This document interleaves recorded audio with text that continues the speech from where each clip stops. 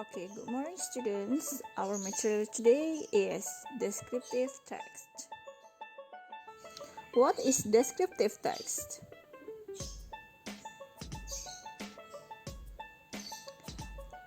Descriptive text is a kind of text that describes something or person in a particular or details.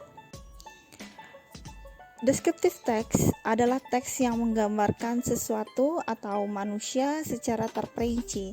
Jadi, maksudnya di sini adalah descriptive text itu adalah suatu jenis teks yang memang menggambarkan di teksnya tersebut itu menggambarkan benda ataupun hewan ataupun manusia itu secara terperinci. The purpose of descriptive text is to describe someone or something specifically to the readers in a particular or details. Nah, maksudnya tujuan dari descriptive text itu untuk menggambarkan, mendefinisikan seseorang atau benda secara spesifik kepada para pembaca di dalam ruang lingkup yang terperinci. Descriptive text usually tells about. Nah, descriptive text itu biasanya menceritakan tentang apa aja sih? Itu ada 5 tema yang akan diceritakan di dalam descriptive text. The first one is people around us. People around us, orang-orang di sekitar kita.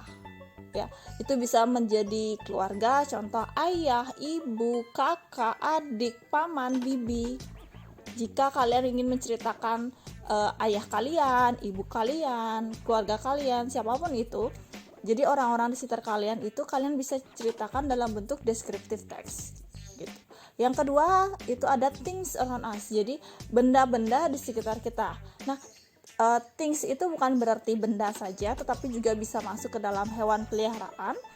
Contoh, misalkan kalian punya pets nih, pets itu adalah hewan peliharaan, misal kucing ataupun anjing, kelinci. Jadi itu kalian bisa definisikan atau kalian deskripsikan ke descriptive text. Ya, yang ketiga itu ada tourism places. Ya, tourism places. Jadi tempat-tempat atau objek pariwisata. Jadi misalkan kalian pergi nih ke Bedugul ataupun kemana gitu, ke pantai, ke gunung. Jadi tempat-tempat di sekitar kalian itu kalian bisa deskripsikan ke dalam descriptive text. Misal kalian pergi ke Sanur Beach, ya, Sanur Beach. Jadi di apa yang kalian lihat di Sanur Beach itu kalian bisa ceritakan di descriptive text gitu. Oke, city itu adalah kota. Misalnya kalian punya kota yang kalian ingin kunjungi, kalian bisa deskripsikan kota tersebut. Jadi contoh misal kota Malang. Kota Malang itu kan identik dengan dingin, kemudian apel Malang. Jadi kalian bisa deskripsikan kota tersebut gitu. Selanjutnya itu adalah country. Country itu adalah negara. Misalnya kalian tinggal di Indonesia, kalian bisa ceritakan kalau Indonesia itu punya inilah, punya itu. Misal di Indonesia itu ada Pulau Bali. Pulau Bali itu terkenal sampai ke mancanegara. Kalian bisa deskripsikan Bali tersebut ke dalam descriptive text gitu. Selanjutnya adalah company profile. Jadi profil dari suatu perusahaan. Ya, profil dari suatu perusahaan. Misalkan perusahaan ini, kalian bisa jelaskan perusahaan ini berdiri dari tahun sekian, kemudian perusahaan ini sempat mengalami yang namanya peningkatan kualitas. Jadi kalian bisa ceritakan tentang company profile kalian ke descriptive kalian itu. Selanjutnya yang terakhir itu ada biography of famous atau successful person. Oke, successful person. Jadi biografi dari seseorang yang terkenal. Misal artis yang kalian suka siapa? Misal lagi zaman-zamannya artis Korea ya, misal Lee Min Ho, kalian suka sama Lee Min Ho, kalian bisa ceritakan biografi dari si Lee Min Ho ini ke descriptive text gitu. Misalkan juga successful person, siapa orang yang kalian anggap terkenal. Misal artis yang terkenal, mungkin Atta Halilintar atau Raffi Ahmad atau siapa. Jadi kalian bisa definisikan atau deskripsikan si biografi dari seseorang tersebut ke descriptive text ini, seperti itu. Okay, next about generic structure of descriptive text. Ya, jadi bagian-bagian dari descriptive text itu divided into two, dibagi menjadi dua, yakni yang pertama itu adalah identifications. What is identification? Identification, it is a part of paragraph which introduce or identifies the character. Jadi berisi tentang identifikasi hal atau seseorang yang akan dideskripsikan. Jadi di bagian utama dari descriptive text itu adalah identifications, ya. Jadi menceritakan tentang identifikasi jadi seseorang yang akan deskripsikan. Next, the second one is description. What is descriptions? Description, it is a part of paragraph which describe the character. Ya, jadi berisi tentang penjelasan atau penggambaran dari hal atau seseorang yang menyebutkan beberapa sifatnya. Jadi di bagian descriptions ini adalah menyebutkan beberapa sifat dari orang yang atau tempat yang dibicarakan di descriptive text tersebut. Okay, next, the characteristic of descriptive text. Jadi ciri-ciri dari descriptive text. The first one is it usually uses present tense in sentences. Ya, itu biasanya menggunakan present tense atau tenses present di dalam kalimat. Jadi maksudnya di sini adalah menggunakan kalimat verb 1 di dalam kalimat tersebut. Ya, karena present kan menggunakan verb 1. Yang kedua itu it usually uses some adjective in many sentences. Adjective, kata sifat.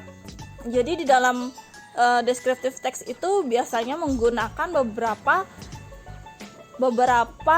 kata sifat di beberapa kalimat. Nah, karena kita mendeskripsikan yang namanya orang ataupun benda, hewan, apapun itu, tempat, jadi kita memang harus menggunakan yang namanya adjective to present the sentences, ya. Jadi untuk mengungkapkan kalimat tersebut, seperti itu. Okay, next, the last one is it usually in the first person point of view and or in the third person point of view.